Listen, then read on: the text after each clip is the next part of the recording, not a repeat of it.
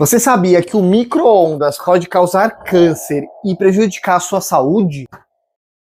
Tira todos os nutrientes dos alimentos e é praticamente o inimigo da sua cozinha. O povo que fala isso ele é meio maluco, né? Mas calma que a realidade é outra, viu? O micro-ondas esquenta sua comida por ondas eletromagnéticas e isso não prejudica a sua saúde e nem causa câncer. O micro-ondas ele é prático e seguro, não vai prejudicar a sua saúde e nem causar câncer, desde que você esquente sua comida em potes adequados. E se você gostou desse conteúdo, já me segue que amanhã tem mais.